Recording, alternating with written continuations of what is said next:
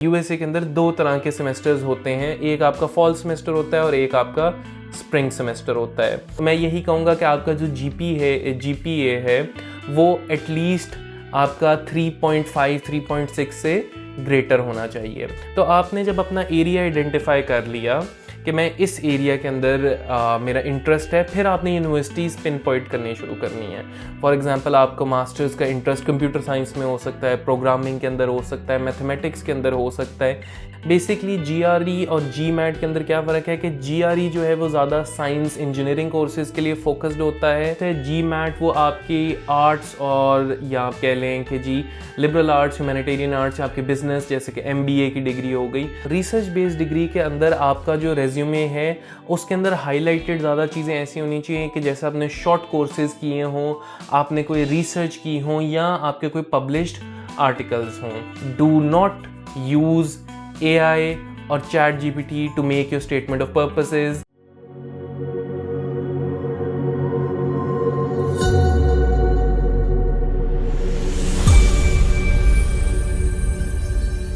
Assalamu alaikum everyone. This is Sameer Ali from Edify Elite, a project of Edify Group of Companies. Last जो हमारी video थी उसके अंदर हमने बात की थी अंडर ग्रेजुएट प्रोग्राम्स के बारे में and how you can apply to the US in 2025। आज जिस बारे में हम बात करने लगे हैं वो हम पोस्ट ग्रेजुएट के बारे में बात करने लगे हैं and how you can apply to top tier universities in the US in 2025। So let's get started with the video. अगर आपने अभी तक चैनल को सब्सक्राइब नहीं किया तो प्लीज़ सब्सक्राइब करें, अपने दोस्तों को भी बताएं। Thank you. So first of all, the master's admissions for USA 2025 fall semester are about to begin. जो एप्लीकेशन हैं वो आपकी अगस्त के अंदर ओपन हो जाएंगी and usually they run till January. अब इसके अंदर सबसे पहला काम क्या है, जब तक एप्लीकेशंस ओपन नहीं होती, what you need to do is you need to find out which university और which universities you want to go to. ये एक बहुत इजी प्रोसेस नहीं है, ये बड़ा एक डिफ़िकल्ट डिसीजन है and your future is dependent on this decision. We never recommend that you only apply to one university, but मैं हमेशा पर्सनली यही करता हूँ रिकमेंड कि आप एटलीस्ट 10 यूनिवर्सिटीज़ को टारगेट करें जिसके अंदर आपकी प्रायोरिटी लिस्ट होगी कि प्रायोरिटी लिस्ट में नंबर 1 पे, 2 पे, 3 पे, 4 पे and so on. But I believe कि एटलीस्ट आप 5 to 10 यूनिवर्सिटीज़ जो हैं उनको टारगेट करें। उसके बाद आपने सबसे पहली चीज़ क्या देखनी है, यूनिवर्सिटी टारगेट करने से पहले आपको ये भी पता होना चाहिए कि आपका एरिया ऑफ इंटरेस्ट क्या है। एरिया ऑफ इंटरेस्ट आपने अपने आप को एक्सप्लोर करके अपने पैशन को, अपने अर्लियर एजुकेशन को आपने ये देखना है कि आपका जो बैचलर्स है, जो आपने अंडर ग्रेजुएट डिग्री की है, वो पहले आप किस एरिया के अंदर कर रहे थे। Because obviously if you are gonna change your area of interest तो it will be very difficult for you to justify to the university कि आप किस तरह, और स्पेशली टॉप टियर यूनिवर्सिटीज़ के अंदर या आईवी लीग्स के अंदर ये जस्टिफिकेशन बहुत मुश्किल होती है। But it can be done through your statement of purpose, but ये जस्टिफाई करना थोड़ा मुश्किल हो जाता है कि why you are changing your area of interest. But again आपने सबसे पहली चीज़ ये देखनी है कि आपके earlier education starting with your high schooling and your schooling till your undergraduate degree किस एरिया के ऊपर ज़्यादा फोकस थी and if you want to continue with that area. तो आपने जब अपना एरिया आइडेंटिफाई कर लिया कि मैं इस एरिया के अंदर मेरा इंटरेस्ट है, फिर आपने यूनिवर्सिटीज़ पिन पॉइंट करनी शुरू करनी है। फॉर एग्जांपल आपको मास्टर्स का इंटरेस्ट कंप्यूटर साइंस में हो सकता है, प्रोग्रामिंग के अंदर हो सकता है, मैथमेटिक्स के अंदर हो सकता है, इंजीनियरिंग के अंदर हो सकता है, मेडिकल के अंदर हो सकता है, उसके साथ साथ लॉ के अंदर हो सकता है and so on and so fourth. आपकी जितनी भी टॉप टियर यूनिवर्सिटीज़ हैं ऑलमोस्ट सारी की सारी एक डाइवर्स अरे ऑफ आपको डिग्रीज ऑफर करती हैं। लेकिन इसमें देखने वाली क्या चीज़ है, देखने वाली ये चीज़ है कि कौन सी यूनिवर्सिटी का कैंपस क्या है, आपकी नीड के लिहाज से कैंपस कहाँ पे लोकेटेड है, किस स्टेट में है, किस सिटी में है। उसके साथ साथ वहाँ पे टीचिंग स्टाफ कौन सा है, आपके टीचर्स कौन कौन हैं, वो कितने डिस्टिंग्विश्ड हैं, और उसके साथ साथ आपने ये देखना है कि यूनिवर्सिटी के पास फैसिलिटीज़ क्या क्या अवेलेबल हैं। अब इट माइट बी दैट के एक यूनिवर्सिटी की रैंकिंग जो हो वो लेट्स से 15th नंबर के ऊपर आ रही हो इन द वर्ल्ड रैंकिंग, बट उसका जो स्पेसिफिक प्रोग्राम आपने चूज किया है उसके अंदर वो नंबर 3 पे आ रही हो। इसके लिहाज से मैं अगर आपको कुछ एग्जांपल्स दूं तो प्रिंसटन का जो आपका public affairs MPA masters in public affairs है, it is rank number 3 in the world. इसी के साथ साथ अगर हम बात करें येल का, तो येल के बारे में, जो कि अगेन एक आईवी लीग यूनिवर्सिटी है, तो येल का जो आपका MA in history of science and medicine है, it is again rank number 3 in the world. तो आपने हमेशा जनरल रैंकिंग नहीं देखनी, आपने ये भी देखना है इसके साथ साथ कि उस यूनिवर्सिटी का वो स्पेसिफिक प्रोग्राम जो है वो उसकी क्या रैंकिंग है। Okay, so once you decided that, तो यूनिवर्सिटीज़ के अंदर USA के अंदर दो तरह के सेमेस्टर्स होते हैं, एक आपका फॉल सेमेस्टर होता है और एक आपका स्प्रिंग सेमेस्टर होता है। Again as it was for undergraduate, जो आपका फॉल सेमेस्टर होता है दैट इज मोर पॉपुलर। उसकी जो एप्लीकेशंस हैं they usually run from August till December, and very few universities allow you to apply till January, but again US universities are very strict on their policy regarding deadlines। तो आपने deadline से at least 10-15 दिन पहले अपनी application पूरी तरह मुकम्मल करके with the required documents attach करके उनको सेंड करनी होती है। आपका उसके साथ साथ स्प्रिंग सेमेस्टर भी होता है, बट अगेन स्प्रिंग सेमेस्टर के अंदर इसकी एप्लीकेशंस जो हैं ये यूजुअली क्लोज करती हैं अराउंड जून टू जुलाई, और इसके अंदर इतने ज़्यादा कोर्सेज अवेलेबल नहीं होते। जो वास्ट अरे ऑफ कोर्सेज स्प्रिंग सेमेस्टर में अवेलेबल होते हैं वो इसके अंदर अवेलेबल कम होते हैं उससे। मैं ये नहीं कहूँगा कि नहीं होते, मैं ये ज़रूर कहूँगा कि कम, उससे ज़्यादा उतने ज़्यादा कोर्सेज अवेलेबल नहीं होते। तो अब अगेन मैं आपको एक और चीज़ यहाँ पे क्लैरिफाई करना चाहूँगा कि मास्टर्स के अंदर अब क्योंकि इतनी, अब इस लेवल ऑफ स्टडी के ऊपर आकर आपके पास इतनी ज़्यादा ऑप्शंस होती हैं कि आप इस फील्ड के अंदर, हर फील्ड के अंदर आप मास्टर्स किस चीज़ के अंदर स्पेसिफिकली सब कैटेगरी के अंदर किसके अंदर करना चाहते हो। तो दो तरह के मास्टर्स होते हैं, एक होते हैं थीसिस बेस्ड और एक होते हैं नॉन थीसिस बेस्ड। जो आपके थीसिस बेस्ड होते हैं उसके अंदर बेसिकली आपको पेयर कर दिया जाता है विद द प्रोफेसर, उसके अंदर आपको थीसिस एंड पे लिखना होता है, उसके ऊपर रिसर्च करनी होती है। The thesis can be based on primary research और सेकेंडरी रिसर्च, और आपको अपने थीसिस को डिफेंड भी करना पड़ता है। और एक आपका टाइप ऑफ मास्टर्स होता है which is non thesis based, जिसके अंदर आपको थीसिस नहीं लिखना होता, बट उसके अंदर कोर्सेज वगैरह और प्रैक्टिकल लर्निंग थोड़ी ज़्यादा होती है। So with that in mind will move further. अच्छा जी, तो इसके बाद जो फर्स्ट थिंग आपको पता होनी चाहिए वो ये है कि हम रिक्वायरमेंट्स की तरफ मूव करने लगे हैं। जो फर्स्ट थिंग आपको पता होनी चाहिए कि आपको अपने स्टैंडर्डाइज टेस्ट जो हैं वो क्लियर करने हैं। ये आहिस्ता आहिस्ता through my research I have come to the conclusion, and it is a popular opinion among counsellors के यूनिवर्सिटीज़ के अंदर पहले भी रिक्वायरमेंट थी, and specially top tier universities के अंदर, बट जहाँ पे नहीं थी वहाँ पे भी अब जो आपके यूनिवर्सिटीज़ हैं वो मूव कर रही हैं towards requirement for standardize test, जैसे कि आपका GRE और GMAT हो गया। जो आपके अब इन दोनों का क्या फ़र्क है और ये कहाँ क्यों ये दो ऑप्शंस हैं। बेसिकली GRE और GMAT के अंदर क्या फ़र्क है कि GRE जो है वो ज़्यादा साइंस इंजीनियरिंग कोर्सेज़ के लिए फोकस्ड होता है, और इसके अंदर अगर आप टॉप टियर यूनिवर्सिटी के अंदर आप एडमिशन गेन करना चाहते हैं तो you will basically have to score greater than 320 points. जो दूसरा आपका टेस्ट है GMAT, वो आपकी आर्ट्स और या आप कह लें कि जी लिबरल आर्ट्स, ह्यूमैनिटेरियन आर्ट्स, आपके बिजनेस जैसे कि MBA की डिग्री हो गई, उसके लिए GMAT ज़्यादा यूज़ होता है, and you have to score above 700 in GMAT in order to gain in order to have a chance at getting an admission in a top tier university। खैर, इसके बाद हम रिक्वायरमेंट्स की तरफ जाएंगे। अब आपको ये चीज़ पता होनी चाहिए कि what is the ideal time to apply for a masters program in the USA।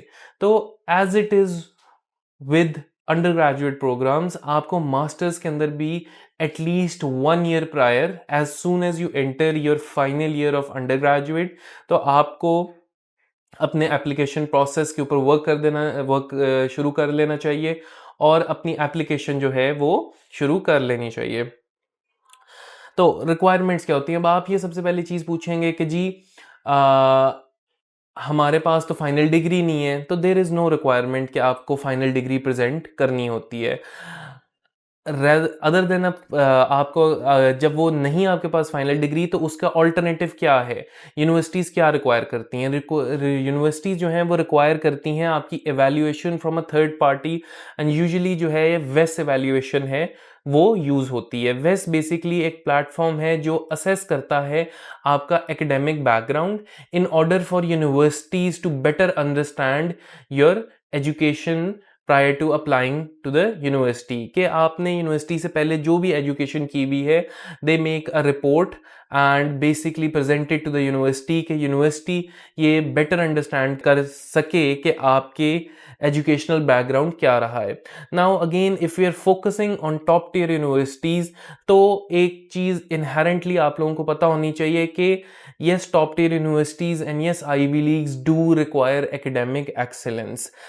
Among other things, there are other factors that go into your application, but a very primary factor in this is also, or a weighted factor in this is also your academic excellence. तो आपकी मैं if I basically recommend someone to go to an is aim for an Ivy League, तो मैं यही कहूँगा कि आपका जो GPA है वो एटलीस्ट आपका 3.5 3.6 से ग्रेटर होना चाहिए। तो ये वैसे वैल्यूएशन की हमने बात कर ली। इसके बाद हम अगली रिक्वायरमेंट्स के ऊपर जाएंगे। अगली आपकी रिक्वायरमेंट्स जो हैं वो हैं आपके letter of recommendations. Letter of recommendations masters program के लिए यूनिवर्सिटीज़ 2 to 4 रिकमेंडेशंस रिक्वायर करती हैं।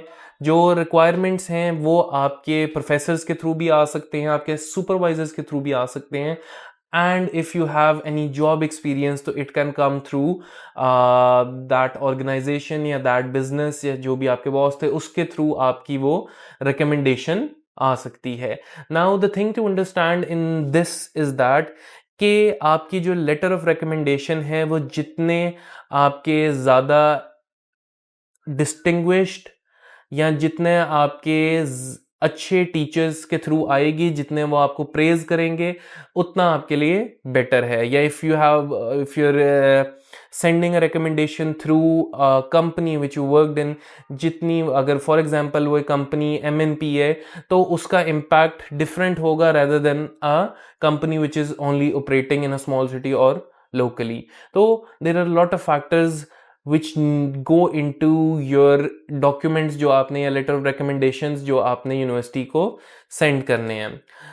Moving further, a very important document जिसके बारे में आपको पता होने चाहिए, जो कि आपका एक सेंस देता है यूनिवर्सिटी को if they want to take you on their course, give you admission on their course or not, तो वो है आपका रेज्यूमे या CV।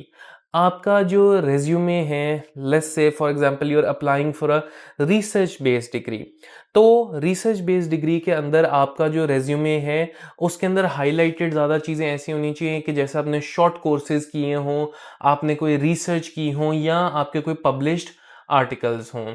आप बोथ नेशनली और इंटरनेशनली भी अपनी रिसर्च करके आर्टिकल्स पब्लिश करवा सकते हैं, और आप जो है वैसे भी रिसर्च किसी और के साथ भी कंडक्ट करके उसको भी पब्लिश करवा सकते हैं। तो published articles, published research are a good way to let the university know that you are a serious person and you are very committed to your area of interest. तो सबसे पहले एक बात होगी कि रिसर्च बेस्ड अगर आप degree के अंदर अप्लाई कर रहे हैं तो आपको अपने हाईलाइट करनी है different research, different short courses जो आपने through out your educational career किए। अदर देन दैट, सेकेंड चीज़, अगर आप कोई प्रोफेशनल डिग्री के अंदर आप अप्लाई कर रहे हैं तो आपके पास प्रोफेशनल, जैसे MBA के अंदर अगर आप अप्लाई कर रहे हैं तो आपके पास ज़्यादा एक्सपीरियंसेस होने चाहिए, इंटर्नशिप्स के, जॉब्स के, जिसके अंदर शो हो कि आपने लीडरशिप स्किल्स, आपने management skills, team working skills के ऊपर अपने काम किया हुआ है। Now academic and these things aside, एक जो चीज़ जो कॉमन है जो कि आईवी लीग यूनिवर्सिटीज़ या top tier universities throughout undergraduate या ग्रेजुएट रूट के अंदर अपने स्टूडेंट्स के अंदर देखती हैं, वो ये देखती हैं कि स्टूडेंट की जो प्रोफाइल है वो कैसी है। स्टूडेंट अगर सिर्फ एकेडमिकली अच्छा है और उसने कुछ और नहीं किया हुआ, तो I am very sorry to say आपका एडमिशन जो है वो मास्टर्स डिग्री के अंदर वो बहुत मुश्किल हो जाएगा। So you need to work on your profile. एक तो चीज इसके अंदर बहुत जरूरी है कि आपने जिस कोर्स के अंदर आप अप्लाई कर रहे हो तो उसके ओरिएंटेड काम किया हो, उसके ओरिएंटेड रिसर्च की हो, या उसके ओरिएंटेड आपने इंटर्नशिप्स वगैरह की हो। Other than that there are other things which a university looks into. वो ये देखना चाहती है यूनिवर्सिटी के what is the student's passion, what is his drive towards the community, what is his take about the environment। तो ये सारी चीजें और इसके साथ बहुत सारी और चीजें जैसे आपकी स्पोर्ट्स हो गई या आपके कम्युनिकेशन स्किल्स हो गए, तो ये सारी चीजें या टीम वर्किंग स्किल्स हो गई, ये सारी चीजें आपकी टॉप टियर यूनिवर्सिटीज और आईवी लीग्स देखती हैं। अब इसके नेक्स्ट स्टेप पे जिस पे हम जा रहे हैं वो है आपकी स्टेटमेंट ऑफ पर्पस, जो कि एक बहुत की डॉक्यूमेंट है again in your admission process. आपने एक स्टेटमेंट ऑफ पर्पस लिखना होता है जिस which is basically 500 to 1000 characters. कुछ यूनिवर्सिटीज सिर्फ स्टेटमेंट ऑफ पर्पस रिक्वायर करती हैं और कुछ यूनिवर्सिटीज जो हैं वो एक आपका एकेडमिक स्टेटमेंट ऑफ पर्पस के साथ साथ एकेडमिक स्टेटमेंट ऑफ पर्पस भी रिक्वायर करती हैं। Talking about the general statement of purpose, general statement of purpose basically 3 हिस्सों में डिवाइड होना चाहिए, your introduction, main body and your conclusion. You should avoid talking about the same thing again and again. Start with a simple introduction, maybe a life story जो कि university के लिए compelling हो, which drove you towards this career path or this educational path. Then your main body, why you're motivated, what have you done in order or why are you worthy to gain an admission in a top tier university, and a conclusion in which you can write about the different professors, different areas of concern, yeah, or anything else which basically led you down this path or which basically shaped your personality, which made your narrative or which sets you apart from all the other candidates.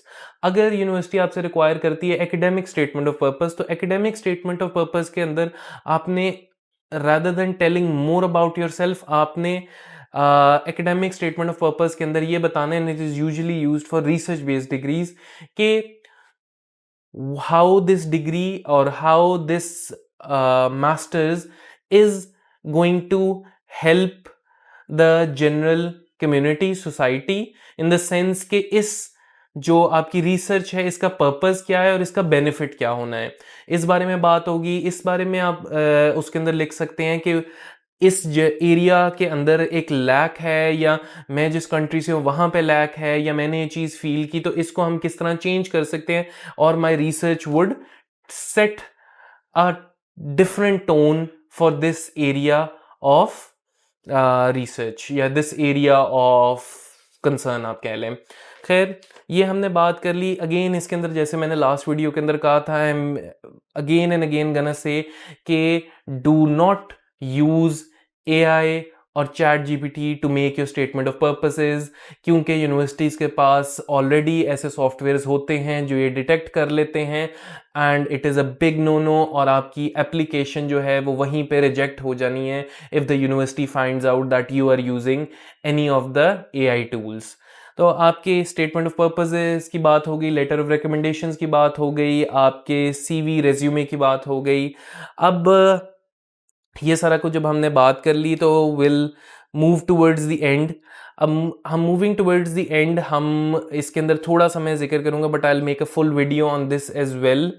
Funding के बारे में, आपके जो masters programme होते हैं उसके अंदर unfortunately 100% scholarships नहीं होती, but there are many other ways in which you can supplement your educational cost, जैसे कि आपकी टीचर्स असिस्टेंटशिप्स होती हैं, आपको एक limited number of hours allowed होता है टू वर्क, एंड आप इसके साथ साथ वर्क करने के साथ टीचर असिस्टेंटशिप्स के साथ अपनी एजुकेशन को सप्लीमेंट कर सकते हैं, and there are partial scholarships available.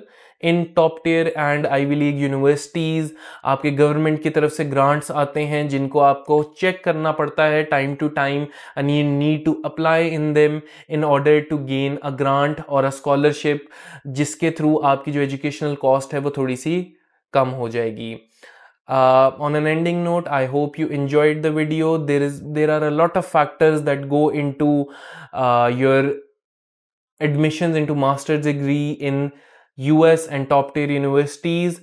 So you need to start working early. You need to have a focused mind on where you want to be and what you want to achieve. And inshallah, I'll keep bringing you more videos for your enlightenment. Thank you.